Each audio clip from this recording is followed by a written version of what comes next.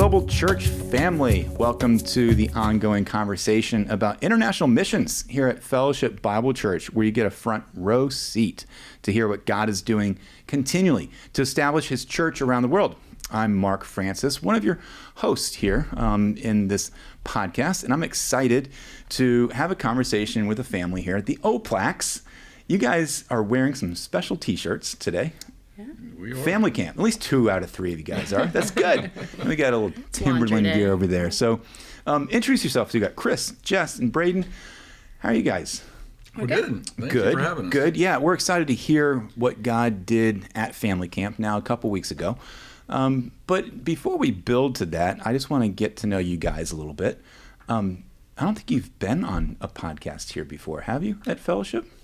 Just Braedan. Just Braedan. Yeah, so Braedan. Welcome to the podcast studio. Welcome to the world of just talking and figuring out, like, okay, let's share a little bit about ourselves. So, Chris, I'll start with you. Sure. Just tell us a little bit about where you grew up and where you're from and how you met that person right there. The love of my life. I grew up in Virginia, born and raised, Fairfax County, and steadily moved out west. You know, we met in Sterling. She used to manage a sports authority, and we met there through a mutual friend, and just hit it off, and steadily and there you moving go. out this way. So, Jess, where are you from then? I was born in southwest Oklahoma, actually not far from where Elijah Walls grew up, so it's been kind of cool to get to know him through the Global Missions. Cool. Yeah. And then when you met Chris, then you guys got married? Got married quickly. Yeah. We did not really know the Lord. I know Chris grew up Catholic, went through Catholic school all the way through. I was a heathen. Sorry, Mom. My parents definitely... Braedan, close your ears. That's right.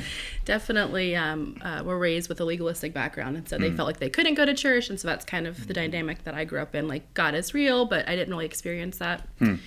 And so then after we had our son, just trying to get right and figure out how to raise a kid, and just a lot of confusion. And so Chris was wise enough to get us in the church. Yeah. So, Braedan, how old are you? I'm 17. I'm 17. a senior in high school, and I go to youth group here. Yeah. Okay. And where do you go to school? I'm homeschooled. Homeschool. Yeah. And what does that look like on a regular basis?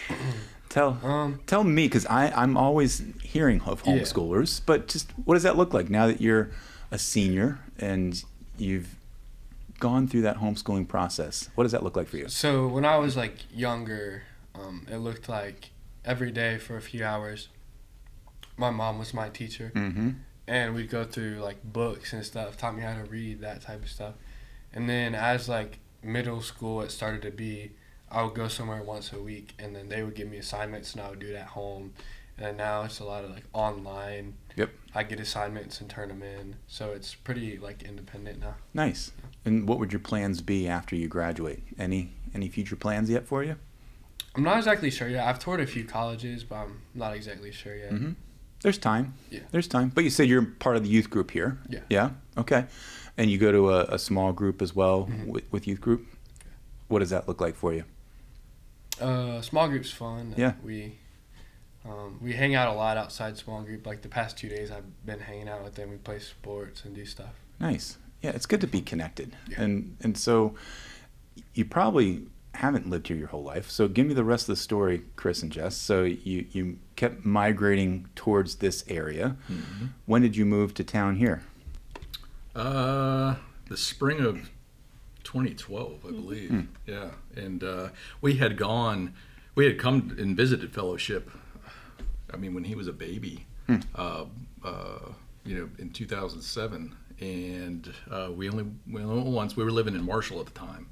And, we really enjoyed the teaching. I would actually listen to old YouTube podcasts, Mark teaching. Okay. And I really enjoyed it. And we made the trek from Middleburg, Marshall area out here, and it seemed really far. And we came here a couple times. Yeah. We ended up going to a church in Leesburg, and it's that's where we went to the Family Life Conference, which really kind of kindled our Yeah, that's where I walk had with to the Lord. come to Jesus Yeah. moment was at that conference.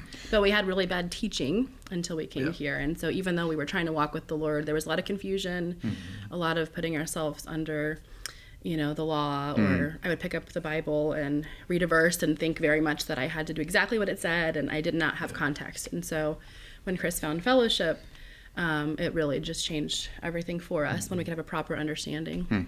So going back to, you said, a Catholic background, Yeah. right? Mm-hmm. So what then caused you to migrate away from that background into something that was more Bible teaching? Like, was there a moment that you can reflect on that said, oh, Yeah, I think, I grew up Catholic, like I said, went to a Catholic grade school, Catholic middle school, and there's a lot of guilt associated with the Catholic faith. Yeah, sure. And that led me to walk away from the church for a while. So we, when we got together, we went through a kind of rocky point in our marriage. This was right after Braedan was born, probably 5 months. We were going to, we'd visited fellowship once. We were going to the Leesburg Church, and we visited a Family Life conference. And I said, we have to go right now. We have to find the closest one. He was 8 hours away in Greenville, South Carolina. Crisis intervention. That's right. He was 5 months old. We said, I asked her mom to take him. Said, you have to watch him. And we took off to this conference. And that was the first time I heard the message of grace. Before it was everything. You had to perform. You had to do a certain thing. You had to be good. Or you won't be loved, or you will be kicked out. So after that, Was that the same moment for you? Like, did you have a similar experience then, Jess? Yeah, I grew up believing that God, we're American, so we must be Christian. That was kind of like the extent of my experience with the church or with God. We went a handful of times, and my mom definitely and my parents definitely talked about God, but there was not really a relationship that I experienced. So when we got married, I went through the full Catholic pre-cana for 6 months. Oh, yeah. I thought this will be a good way to get brownie points with my in-laws. It'll be a beautiful chapel. We had a really nice chapel in downtown Leesburg, and so I was fine with that. But as we were going through the counseling, I actually bought a Bible and read it, and I would start asking the priest different questions. And I don't think he liked those, because we then had a different priest not long after. He fired you? Yeah, he was like, I'm not seeing this couple anymore. Because I would ask, well, what does that mean? And he actually said to me at one point, well, we're not Baptists, we don't memorize our Bible. And so then he was trying to take out other texts to kind of show where they came up with whatever doctrine that they were trying to get me to ascribe to. So we went ahead and went through with the wedding and Catholic ceremony and agreed to all the things they told us to agree to. And then I was like, yeah, I'm done with that. Kind of raised anti-establishment, and I could figure I could just God was real, I could read it and figure it out myself. But that led us to a lot of confusing places. And so I feel like God really intervened when we came here.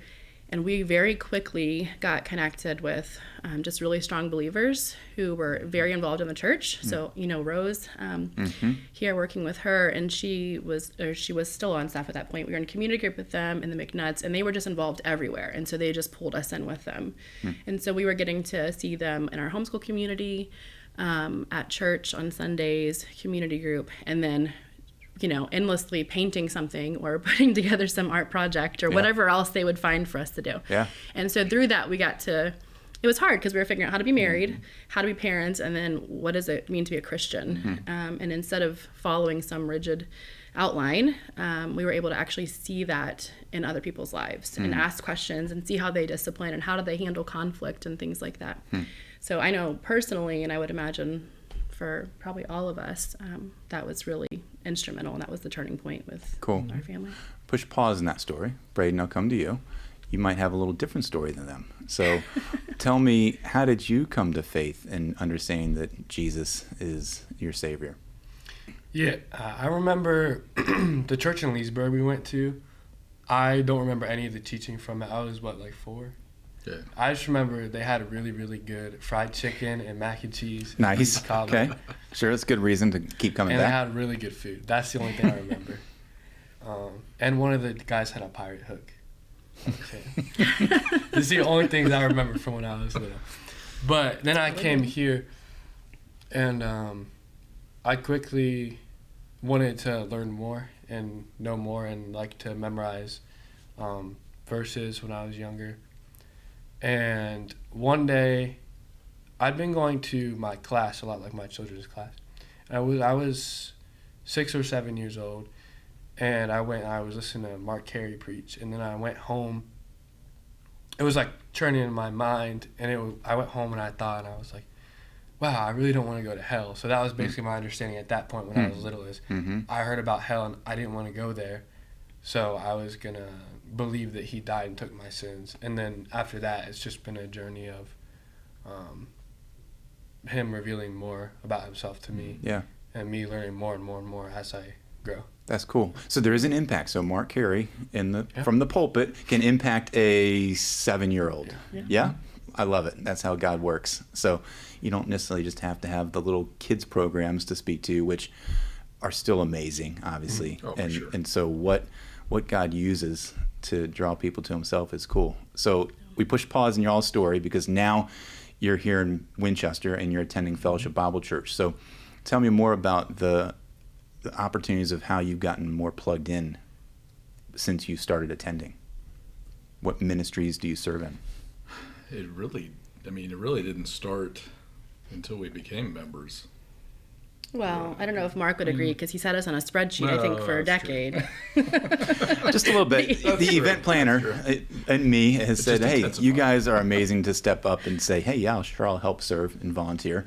And I think we started just right away with Global Church Week many years ago of helping with things like that.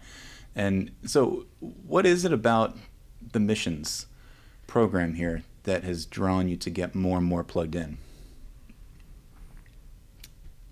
I would think, listening to Miles Davenport, his podcast, just that story of hope, and God's grace, and just furthering that message, and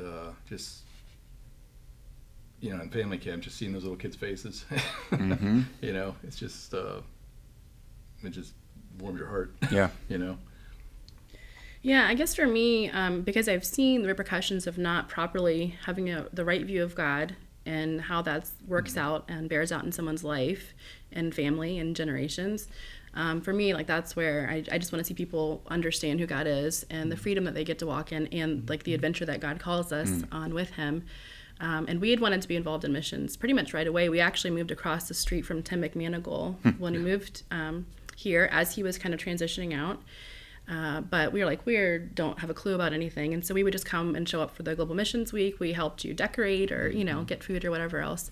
But it was really in 2021 when we had a couple of guys stay at our house and we got to see like it was just relational, which was really cool. And so that's been really exciting. So quick plug, because what you're referencing is the Global Church Week from 4 years ago. Yeah. So we're going to have another Global Church Week coming up this October. It happens every 2 years. So that was 2 Global Church Weeks ago where you were able to say, yeah, sure, I'll volunteer and have people in my house. And it might be a little scary, right? And people you don't know and they don't know you. But a little side note here. Walk us through how that helped build relationships with people. Yeah, so I think we were working on Water Day, and you made some offhand comment like, hey, I'm going to missions meeting, and like, hey, we want to sign up to host people. And then you sent me the link, and I'm like, we're not going to do that. We have a bunch of kids, and nobody wants to stay with us. It's just too chaotic, and like, how restful is our house usually? So, yeah, I was like, they deserve to stay somewhere. A lot going on. It's going to be peaceful. But then, as it would turn out, we still needed people, and so I was like, yeah, we'll do that. So we had Chris Little stay with us, and that was just really great. And then we had Curtis Thompson, he had a couple of kids, and a gentleman from his church named Tank, and they all ended up there together. And we just had we had a fantastic time. It was really fun. And it was just very real. Like our kids are bickering at the table, and he was like, hey, it feels like home. Like nobody, like there wasn't a lot of stress associated with that. And so we just were able to form relationships with them. And that's continued. Like every year we've seen them. We had Curtis stay at different times to come meet with people here. and then getting involved with the littles to the point where the kids are on Minecraft together. They're exchanging birthday cards. And my dad passed away a couple weeks ago, and they were in Oklahoma, and they drove 3 hours to come take us to lunch on our way home. Wow. So like the relationship is from, exchanging those silly memes to prayer requests to like really trying to get involved in what God's doing in their life and being a support. So I'm a huge advocate. Sign up. You can host families, there's meals, you can go to the airport, lots of ways to get plugged in for the actual conference. So thank you for that plug. We'll put the link here in the show notes. So there is an opportunity for you just to apply and say what you're willing to help with. There's 3 different categories for this coming year. So you can be a housing host, you can be a transportation host, and you can be a meals host. And it'd be a collaborative partnership as a team effort with 3 different leaders helping support somebody like the Littles coming to town. And so it's a great opportunity to see what God is doing outside of our walls here in Winchester, outside of our town, and to see and hear stories of what God is doing. And that's the purpose of this podcast too, so we can hear stories like Miles and see what's going on around the world. Well, so that relationship, I'm sure, grew into understanding kind of more of who the Littles are, because they're one of our Native American church partners. Is that what led you into helping serve at family camp? Like what stood out to you when you heard family camp? This is a new thing 3 years ago for Fellowship Bible Church. I think just getting more to know the Littles better, and then he asked FBC to get involved, and we were like, man, that sounds really cool. Drive halfway across the country and go camping. Yes, go camping. See our friends. Yeah, that's right. So you guys went to the very first one 3 years ago, right? We did. And you went to the second one, and now you just went to the third one. So, walk us through kind of from your perspective how FBC got plugged into family camp. We've heard a little bit about it. We had the Delgados on a couple episodes ago, and they shared some about family camp. But from your perspective, what does it look like for FBC to help partner with this camp and serve in that way? I'll tell you, we also just hosted Miles at our house, and we were having dinner one night, and he said, I've read about this in the book of Acts. I've never seen anything like this in person, but it's what I've imagined, God's church. And so I think the way that the Littles got involved, the way we got involved is like the Spirit of God moving. So that's been just really exciting to be part of. So Chris Little had come out that first Global Church Week. It was a new connection. Within months, he had been appointed director of First Nations Baptist Fellowship. And typically that position, their church hosts the family camp. But they're a very small church. He works full-time. He's bivocational, didn't have the support. And so he had asked Scott and Jem, like, hey, could you guys help us with that? And so they were really, really great to do that. That's 2001. That then led to 20. By the time we did the first one was 23. 22. So 22, yes, they came out, and then we planned for 2023 was the first one. And so it's been exciting to watch those relationships develop and grow. And even how have you seen those relationships build over those 3 years? Braedan, have you gone to all of them? So you've been to all 3. So you've probably seen similar friends, similar kids and people your same age each time you've gone out there. Have you been able to grow in some relationships with people that get to see the same people each year? Yeah, for sure. It's great to go back and see the same people. There's not many my age. They're mostly all younger. Right. And so the first year I was just in class and Josh Patterson was teaching. And then the next year they were like, you want to teach a lesson? I was like, okay, sure. I went and taught a lesson. And then this past year I co-taught the lessons for high schoolers. Nice. So that was really good, and seeing the relationships of some of those people that were in high school. Like, I didn't know that well because they were like really little. That they were growing up, and now they were in my group, and it was really great. Some of the people that I played gaga ball with and they were like real little were in high school now. Now they're all grown up, right? So walk us through, what were those lessons that you taught? Give us a quick summary of the things that you went through each day. Yeah, so we were told to teach on the God's Eternal Plan lessons. And Miles Davenport was the one in charge of overseeing the middle and high school. So he basically condensed it down. So he read through all the lessons, and we were trying to decide, do we want to teach do we want to start teaching them? Like some of the adults said they just started teaching them and went through and did a few lessons. But we decided we were going to condense the whole thing down and do it all in a week. So it was a little bit ambitious, but we got it done, and it was really good. And he had some good games that made some really good connections. Cool. And stuff like that. What interactions did you have with some of the kids who went through those lessons? Did you see any or have any conversations with kids that started to say, yeah, I'm learning things? Like what kind of growth did you see through that week? Some of the best growth I saw was we played this one game. So Miles had the game idea, so we had a bunch of trees all around, like zigzag. We tied a big long rope around a bunch of ropes. We went out and tied it, and it was a circle, but it moved around a lot. It changed, so they didn't know it was a circle. Then we went and blindfolded all the kids and led them over in a big line, and all the pastors were up there teaching on the porch, and they're pointing and laughing because they're trying to teach them. This kids are like falling over, and like we're trying to like hold on to them. And we led them over to the thing, and we said, "This is a maze. Try to get out of the maze. Try to be the first one to get out of the maze." So we went and took them while they were blindfolded, put their hand on the rope, and they were on the inside. And we said, "Try to get out." And it kept going, going, going, and they were like, "Am I there yet?" And I was like, "Oh, you're close." We'd be like, "Oh, you're close." And we told them, we said, "If you need help, just raise your hand." And I say, "I can't do it on my own. I need help." And the goal was to show that it was like the law. It was like them trying to follow the law and loop that the Israelites were in, or that we can even be in today, of trying to keep the law and trying to follow the law and trying to do it on our own. So there was even one kid, which was a great example. I was like, "You need help?" And he's like, "No, I don't need you. I can do it on my own. I can get out on my own." We were like, "Okay." He kept going. And slowly they were starting to realize, they go, "Is there any way out of this?" And we were like, "I don't know. Do you need help?" "No, I got it." And eventually he raised his hand, and they're like, "All right, I need help." Then we'd take their blindfold off and lead them out. And they're like, all you had to do is say you couldn't do it on your own. And that was a big full circle moment for a lot of them to realize that, whoa, I can't do this on my own. And I do need help from someone else. So Literally full circle moment. Yeah. Yes, for those Yeah. kids. That's an amazing story because it's depicting the gospel right there in a tangible, hands-on method for everyone to realize and see. Even for the teachers. We were Yeah. like, oh, at first we were like, well, it's just a game. Then we were like, oh, shoot, this is perfect. Yeah. Yep. Cool. How about you guys? So share with us what your role was for this camp. You guys took on a little bit of a leadership role here for this coming year. What did that look like? A lot of Zoom meetings. Yeah. There was.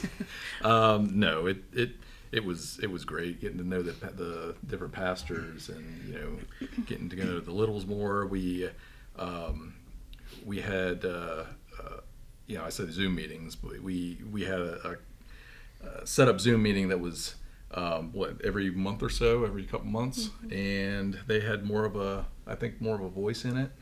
So they felt like they helped along a little bit more. The various native pastors, because we think of like Chris Little coming, but there were 9 reservations represented. They're coming from different states, and they could be hours and hours apart and not really have interaction. And so since we've had a really good relationship with Chris, he was like, hey, I want to get them involved this year. And so that was good to hear their perspective and get their help with planning. So It is fascinating that 9 different reservations were connected and they're at the same camp. Yeah. So not everybody knew everyone. So there is a lot of probably just looking around and saying, okay, who are you and where am I going to eat my breakfast today? And how did you see the progression of the relationships being built for the week from beginning to the end? I think that was more the first camp, but this last one, it was like seeing old friends. And Really? family. Good. Yeah. It was just, you can share one of the stories. The first camp, I felt like it was a little bit tricky for some people to break through and get to know each other. And just culturally, they can be Native peoples, as we've been told by Chris and Kylie, they're just a little bit more reserved. They cautioned us, like, don't make too much direct eye contact, like where we might think that's polite. It would be seen as too assertive. And So we had to be careful with that kind of thing. So the first year, a little bit, by the end of the week, we were fine. Last year was more so. This year, we asked our daughter, and she's like, it felt like a family reunion. Like the kids all remembered each other. We basically didn't see them except at meal times. Like even then, they were sitting with other people, and it was just really, really great. One thing I've noticed, and I think it's been talked about with family camp before, is kind of the distrust that can be there. And one of the ladies, we were getting ready one morning in the bathhouse, and so you're with everybody that you don't know, like brushing your teeth and getting ready, and she was complaining about her 5-hour drive home. And this particular lady, I've just tried for 3 years to make friends with, and I just can't make her want to talk to me, and it's just a personal thing. like me, I like you, let's be friends.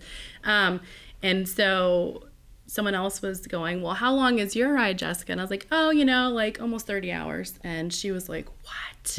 Like, that's crazy. So for the first time, I think she kind of was like, oh, and you guys are sleeping in tents? Like, that's really bizarre. But I think that level of like, we're not in the cabins, we're staying in tents, we're not having exactly the same experience that you are, and we're serving during the day. And I think for the first time that kind of hit her, and I at least got a smile and like, have a good trip home. Nice. Nice. So. What other churches were involved? Because, right, so you have the Native American crowd who came from 9 different reservations and a variety of churches. Isn't there another church that's involved in helping put on the camp? And where are they from? The North Carolina church. Yeah. They are involved. They help, actually they led worship this time at the dining hall, and then they prepare all the food, So we actually had a really good kitchen team this time. Good. They really appreciated the help. What did those relationships look like for you guys as far as working with a different church? Were they part of the Zoom meetings too in the planning process? They were. Yeah. They were. Yes. Yeah, for sure. Yeah. For sure. Yeah. It's great. It's I'm always amazed that they can drive all the way from North Carolina. They're almost at like that South Carolina border. So it's not an easy trip for them. And they come and they cook the whole time. Like immediately upon arriving there, and they're getting gloves and kitchen, like they're just full on, and they're just cooking. And I just can't imagine doing that. Like I can't imagine going that far and 5 o'clock in the morning, waking up to make breakfast. Right, for hundreds of people, and we had such a big turnout. There was a lot of like on the go, running to Walmart, trying to figure it out and change the menu, and they're just really fabulous. So that was great. What are some of the long-lasting memories or stories of people, again, because we're there to build relationships, and we're there to present truth of the gospel to people. So what's the big takeaway from this past year being the 3rd year? What stories have stood out? Braedan, I'll start with you. Stories? I would say the main story that stood out to me was the one I just told about, the rope. Sure. And yeah, just the relationships. Like even some of the kids were new and I didn't know them. In the beginning of the week, they didn't want to talk to me. One kid, someone was teaching, and I was like, you should go back to class. He said, I don't want to. It's boring. And by the end of the week, they were asking to listen. I said, what was your favorite part? And he said, I really liked the lessons. I learned a lot. And they were talking about that. And I just they make comments like that. Or the first year, one kid said, I think Calvin was talking about Abraham, and I was talking about Peter, and he was like, or I guess this was the second year. He was like, well, I didn't know people in the Bible messed up. So just every year there's some little thing that it clicks, even if a couple people realize it, it's worth it. See, even if somebody like Mark here from a pulpit here in Winchester connect with you, there's connections there that you don't even know what's happening behind the scenes, and you gotta love that. Jess, what stands out of a long-lasting memory from this past week? Yeah, I shared a little bit at Global Church Night, but just a little girl that was having a really hard time last year, and we've talked about the high abuse rate and things like that. And she was in a really hard situation. And last year, every part of me was building a case, prepared to take it to CPS and rush into the rescue and trying to navigate those channels and what can we really do. And so I left camp feeling really disappointed, angry, frustrated, and concerned. Just been praying for her, and Chris Little has kind of kept tabs as he's visited different reservations throughout the year and kind of updated me as he was able to. But essentially she was living in a tent, sharing suicidal ideations, just a really difficult situation. So flash forward, we don't know who's coming to camp because we very rarely get registrations ahead of time. So I didn't know if she was going to be there or not. And that day of registration, everyone's just filtering in, and she just ran up the stairs and she just jumped on me, gave me a huge hug, and she said, "Teacher, I've missed you, and I'm 9 years old now." And then she just went outside and was swinging with friends. And like to see the change, like I don't know what God's doing in her life. I know that I've had nothing to do with it, even though I felt like it was my responsibility. God's been working out something in her life to at least bring her back there again this year. And so I left just feeling a lot more close to the Lord and trusting in Him and His plan in her life. And then, that little part where we can do something and we can show up and we can study, then we're going to do that with diligence, but just trusting that He's got a plan that we maybe get to be a little part of, maybe not. We just get to plant seeds. Nice. So, Chris, what was your role there during the week, and what was your big takeaway memory? I'm sort of behind the scenes, so just serving, shoulder to shoulder with the body of Christ, just and seeing the appreciation on everybody's face,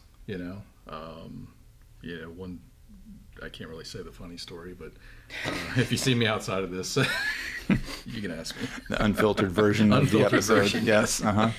But yeah, just serving with fellow believers, and you're sleeping out in tents, and you're dirty, you're He and Josh Patterson got to be plumbers for a good portion of the week. Got it. Okay. I think I get the understanding of that story now. Yeah. So yeah, it's just the camaraderie, the serving next to each other. Yeah, and it really is about this global body of Christ.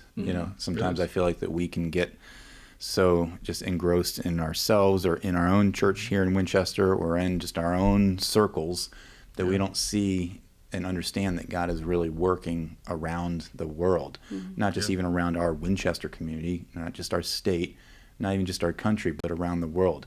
And so it's super helpful to know that like God is working using people like us to go help an underserved community, an underserved population of people who, little do they know it, I mean, it's what they need is Jesus. And they might have many other physical needs, which, when Jesus walked the earth, He helped people with physical needs, but He's there for the spiritual needs too. And that's where we get a chance to be a part of that. And I love it. And so thank you guys for doing that and being a part of that week. So what's next? I mean, we have to probably still plan for a next family camp. What's the rumblings right now behind the scenes that that what the plans for next year might look like? Well, I think we kind of maxed out that camp. So we had 203 total campers, and we're actually looking for a bigger, better camp. So that's kind of behind the scenes right now. Yeah. So this week it was contacting camps and trying to figure out who might be able to host us, just in case there's something available this year. And then, we are already on the ground trying to tweak and rearrange things and getting Sounds excited. Like a prayer request. I mean, because sure. You're right. I mean, if that number was any greater, you guys would be already maxed out, right? Yeah. So 200 people is a lot for that camp. That's a lot for that camp. And so the prayer is to find something else, something that can handle more. Chris Little said usually with these camps of any size, there's probably a 3-year wait. So that would be definitely a prayer request if something opens up. Yeah, and then obviously pray for those that were attending, the people that you might not see for another whole year, and see if maybe God can keep working in their lives, just like that little 9-year-old girl, right? Yeah. Well, thank you guys. I love hearing stories like this. It's great to be a part of that. And I hope you guys are encouraged by the stories as well, who are watching and listening right now. And just know that you can continue to listen to these episodes of what God is doing through our ministry here at FBC and the Global Church Program. So you can go to fbcva.org/podcast to just send us your comments, send us your thoughts, questions, notes, things you might want to hear more about, and we will try to help make that happen. And remember, tell your friends that they can find us here wherever they get their podcasts, Apple, Spotify, YouTube for videos as well, so they can get a pulse on what God is doing within our church body going around the world. So, Oplaks, once again, thank you guys for being here. And thank you guys for watching and listening. And remember that Christ is the one who's continually building his church until we attain to the unity of the faith and of the knowledge of the Son of God.